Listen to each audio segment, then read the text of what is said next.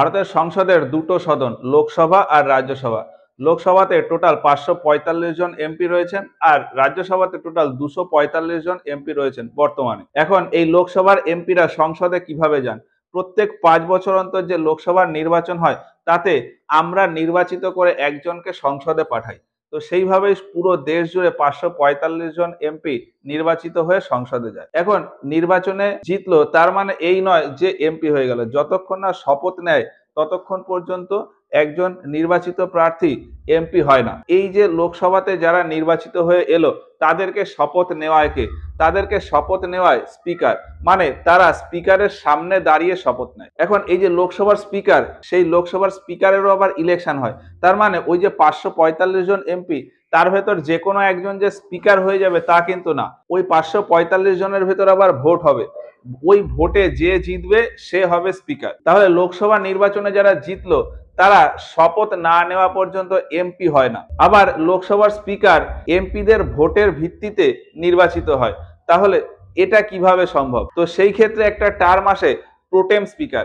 একটা টার্ম আসে প্রোটেম speaker. প্রোটেম speaker কি? এই যে লোকসভা নির্বাচনে যে 545 জন মেম্বার জিতে সংসদে এলো, তাদের ভেতর থেকে যে কোনো একজনকে রাষ্ট্রপতি টেম্পোরারি স্পিকার বানিয়ে দেয়। টেম্পোরারি একজনকে স্পিকার বানিয়ে দেয়, তাকেই বলা হয় প্রোটেম স্পিকার। ওই ব্যক্তি রাষ্ট্রপতির কাছ থেকে শপথ নেয় অ্যাজ এ স্পিকার। তাহলে ওই ব্যক্তি টেম্পোরারি লোকসভার অধ্যক্ষ বা লোকসভার স্পিকার হয়ে গেল। এবার ওই যে লোকসভার যে প্রোটেম স্পিকার, তিনি বাকি ওই যে 544 জন সদস্য রয়েছে, ওই 544 জন এই প্রোটেম স্পিকার বা টেম্পোরারি যে স্পিকার হলো তার সামনে দাঁড়িয়ে শপথ নেবেন। তাহলে শপথ নেওয়ার পর সবার যখন শপথ নেওয়া হয়ে গেল, তার মানে কি তারা সবাই এখন সংসদের এমপি হয়ে গেল।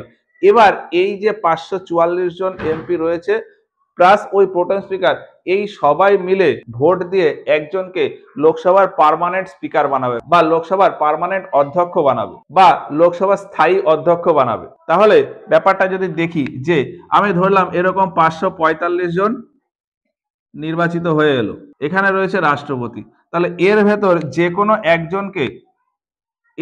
এই যে কোনো একজনকে রাষ্ট্রপতি শপথ দিয়ে দেবে। এই একজন রাষ্ট্রপতির কাছে গিয়ে শপথ নিয়ে নেবে। তাহলে ইনিই হলেন প্রোটেম স্পিকার। এবার ইনি এই বাকি সবাইকে শপথ পাঠ করাবেন। তাহলে সবাই কি হলো? সবাই এমপি হয়ে গেল। সবাই এখন লোকসভার এমপি হয়ে গেল। আর এই প্রোটেম স্পিকার যখন রাষ্ট্রপতির কাছে শপথ নিয়েছিল, তিনি আগেই লোকসভার এমপি হয়ে গেছিলেন। তাহলে টোটাল এই 545 জন লোকসভার এমপি এখন হয়ে গেল। এবার এই যে এমপিরা হয়ে গেল, এরা এবার নিজেদের ভেতর ভোট করবে, নিজেদের ভেতর ইলেকশন করিয়ে যে কোনো একজনকে, ধরলাম এই ব্যক্তিকে পার্মানেন্ট স্পিকার বানাবে। তাহলে এই ব্যক্তি পার্মানেন্ট স্পিকার হলো, আর এর আন্ডারে এই 544 জন থাকলো। এবার এই যে প্রোটেম স্পিকার যে হয়েছিল, তার কিন্তু পরে আর আলাদা করে শপথ হবে না, কারণ সে কি সে প্রথমেই রাষ্ট্রপতির কাছ থেকে শপথ নিয়ে নিয়েছিল। তো এই হলো প্রোটেম স্পিকার। আর এই স্পিকারের নির্বাচন হয়ে যাওয়ার পর আবার একটা নির্বাচন হবে, সেই নির্বাচনে ডেপুটি স্পিকারের ইলেকশন হবে। তো স্পিকারের ইলেকশন হয়ে যাওয়ার পর তারপর আবার একটা ইলেকশন হবে, যেখানে ডেপুটি স্পিকার নির্বাচিত হবে। ভারতবর্ষের লোকসভাতে বর্তমানে স্পিকার রয়েছেন ওম বিড়লা। তিনি 2019 সাল থেকে এখনো পর্যন্ত রয়েছেন। আর বর্তমানে লোকসভাতে কোনো ডেপুটি স্পিকার নেই।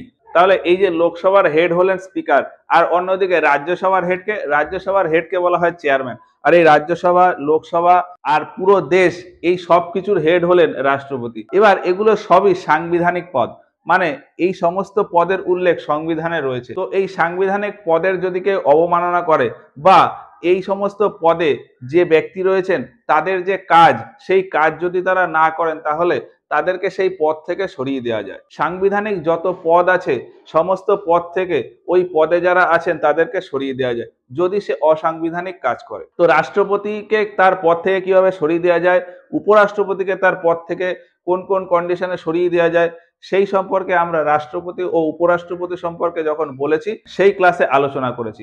এখন লোকসভার যে অধ্যক্ষ অর্থাৎ লোকসভার স্পিকার, তাকেও তার পদ থেকে সরিয়ে দেওয়া যেতে পারে যদি সে অসাংবিধানিক কাজকর্ম করে। লোকসভার যারা এমপি রয়েছেন তারা যদি বোঝেন যে তাদের স্পিকার কোনো অসাংবিধানিক কাজ করছেন, তাহলে তারা চাইলে তাকে অপসারণ করে দিতে পারে। এখন ব্যাপারটা এরকম না যে এমপিরা চাইলো যে স্পিকারকে সরিয়ে দেবো, পরের দিন স্পিকার সরে যাবে। স্পিকারের অপসারণের জন্য কিছু প্রসিডিওর আছে। সেই প্রসিডিওরগুলো কি?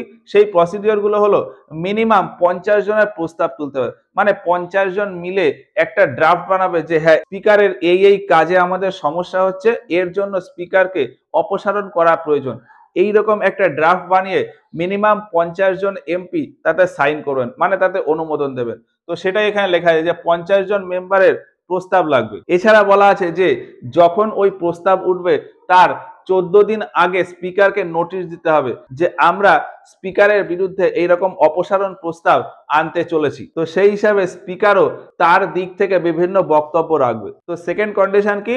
14 দিন আগে স্পিকারকে নোটিশ দিতে হবে যে আমরা আপনার বিরুদ্ধে অপসারণ প্রস্তাব আনতে চলেছি। আর একটা হলো যে যদি অপসারণ প্রস্তাব আসে, মানে আমি ধরলাম যে 50 জন মিলে অপসারণ প্রস্তাব তুললো যে স্পিকারের আমাদের প্রতি এই সমস্যা রয়েছে, তার জন্য আমরা স্পিকারকে অপসারণ করতে চাই। এবার এই ড্রাফট মানে এই যে ডকুমেন্ট, এই ডকুমেন্টটা লোকসভাতে শো হবে।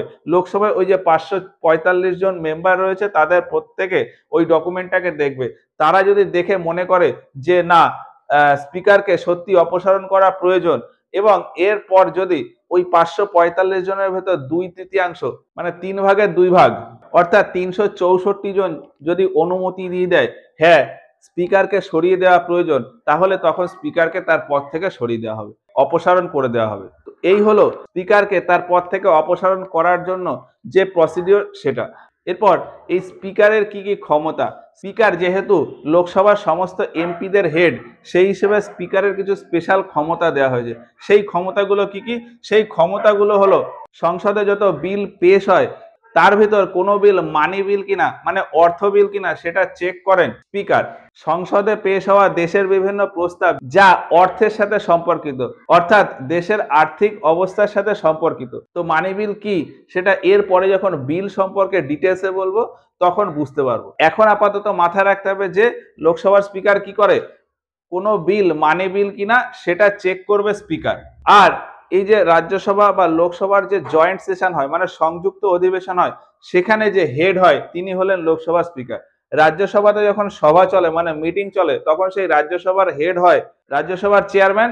লোকসভাতে যখন মিটিং হয় বা সভা হয় তখন লোকসভার হেড থাকেন লোকসভার স্পিকার। কিন্তু রাজ্যসভা আর লোকসভার মেম্বাররা যখন একসাথে বসে মিটিং করবে তখন তাদের হেড হয় লোকসভার স্পিকার। আর ওই যে এর আগে 100 নম্বর ধারাতে বলেছিলাম যে কোরাম কন্ডিশন হলে, কোরাম কন্ডিশন মানে কি? সংসদের যদি 10 ভাগের 1 ভাগ সদস্য সভায় উপস্থিত না থাকে তাহলে কাজ করা সম্ভব না। তাহলে ওই যে 10 ভাগের 1 ভাগ যে সদস্য, ওই 10 ভাগের 1 ভাগকেই বলা হয় কোরাম। তো 10 ভাগের এই 1 ভাগ সদস্য যদি সভাতে না থাকে সেক্ষেত্রে সভার কাজ করা সম্ভব না বা সভার কাজ চালিয়ে যাওয়া সম্ভব না। সেক্ষেত্রে ওই সভাকে স্থগিত করে দেয় লোকসভার স্পিকার। তারপর কোনো একটা বিলের টাই কন্ডিশন কাটিয়ে দেয়। টাই কন্ডিশন মানে কি? লোকসভাতে হয়তো কোনো একটা বিল উঠলো যে এই যে বিভিন্ন টাইপের জিএসটি আছে, 0%, 5%, 12%, 18%, 28%, এই বিভিন্ন প্রোডাক্টে বিভিন্ন জিএসটি না রেখে সমস্ত প্রোডাক্টে একটা কমন জিএসটি বানানো হোক 15%। ধরলাম লোকসভাতে এইরকম একটা বিল উঠলো, এরকম একটা প্রস্তাব উঠলো। এবার তাতে ওই যে লোকসভাতে টোটাল 545 জন মেম্বার, তার ভেতর ভোট দেবে কজন? ভোট দেবে 544 জন। কারণ একজন তো লোকসভার স্পিকার থাকে, সে কখনো ভোট দেয় না। তাহলে ওই 544 জনের ভেতর ধরলাম 273 জন বলল যে হ্যাঁ 15% জিএসটি হোক সমস্ত কিছু মিলিয়ে, আর বাকি 272 জন বলল যে না আগের জিএসটিটাই ঠিক আছে। তার মানে 272 জন একটা প্রস্তাব অ্যাকসেপ্ট করলো, 272 জন ওই প্রস্তাবটাকে নাকচ করে দিল। তাহলে এক্ষেত্রে ওই বিলটা আর পাস হলো না, বা বলা হয় যে ওই বিলটা টাই কন্ডিশনে ফেসে রয়েছে। তো সেক্ষেত্রে স্পিকার তার ক্ষমতা প্রয়োগ করে, তখন স্পিকার তার ভোট দেয়। স্পিকার যদি ওই বিলের পক্ষে ভোট দেয় তাহলে সমস্ত ট্যাক্সের পরিবর্তে ওই 15% ট্যাক্স হয়ে যাবে। আর যদি স্পিকার ওই বিলের বিরুদ্ধে ভোট দেয় বা ওতে ভোট না দেয় তাহলে ওই বিলের আর বাস্তবায়ন হলো না। তো এই টাই কন্ডিশন কাটায় হলো লোকসভার স্পিকার। এছাড়া স্পিকারের আরো ক্ষমতা আছে যে লোকসভার স্পিকারকে না জানিয়ে যদি কোনো এমপি টানা 60 দিন সংসদে না আসে, মানে সংসদে টানা 60 দিন অ্যাবসেন্ট থাকে, তাহলে স্পিকার ওই এমপির পদ খারিজ করে দিতে পারে, মানে ওই ব্যক্তিকে এমপি পদ থেকে সরিয়ে দিতে পারে। এছাড়া লোকসভার স্পিকার এও ঠিক করে যে ভারতের যে প্রধানমন্ত্রী অর্থাৎ প্রাইম মিনিস্টার তিনি বিদেশে গেলে তার সাথে সাথে কে কে যাবে, তার কোন কাজের জন্য কাকে কাকে পাঠাতে হবে, সেই সমস্ত কিছু ঠিক করে দেবেন লোকসভার স্পিকার। তো এইগুলো হচ্ছে স্পিকারের বিভিন্ন ক্ষমতা। এখন লোকসভার হেড হলেন লোকসভার স্পিকার। লোকসভার স্পিকার যদি কোনো কারণে সভায় অনুপস্থিত থাকে তাহলে সেক্ষেত্রে সভার কাজ সামলাবে কে, মানে সভার অধ্যক্ষতা করবে কে? সেক্ষেত্রে ওই সভায় অধ্যক্ষ হিসাবে বসবে লোকসভার ডেপুটি স্পিকার। ধরলাম স্পিকারও অনুপস্থিত, ডেপুটি স্পিকারও অনুপস্থিত, তাহলে সেক্ষেত্রে কে বসবে? তাহলে সেক্ষেত্রে ওই লোকসভার যে বাকি মেম্বাররা রয়েছে তাদের ভেতর সিনিয়র মোস্ট যে 10 জন, সেই 10 জনের ভেতর একজন, এবং ওই 10 জনের ভেতর ওই একজনকে সিলেক্ট করে দেবে রাষ্ট্রপতি। রাষ্ট্রপতি ওই 10 জনের ভেতর থেকে একজনকে বলে দেবে যে আপনি লোকসভার অধ্যক্ষ হিসাবে সভাপতিত্ব করুন। তো এই হলো লোকসভার স্পিকার। ভারতের প্রথম স্পিকার হলেন জিভি মাভালাঙ্কার বা গণেশ বসুদেব মাভালাঙ্কার। তিনি কংগ্রেস পার্টি ছিলেন, 1952 থেকে 1956 সাল পর্যন্ত ছিলেন। প্রথম মহিলা স্পিকার হলেন মীরা কুমার, 2009 থেকে 2014 সাল পর্যন্ত ছিলেন, তিনি ছিলেন কংগ্রেস পার্টির। আর দ্বিতীয় মহিলা স্পিকার হলেন সুমিত্রা মহাজন, তিনি 2014 থেকে 2019 সাল পর্যন্ত ছিলেন, তিনি ছিলেন বিজেপি পার্টির।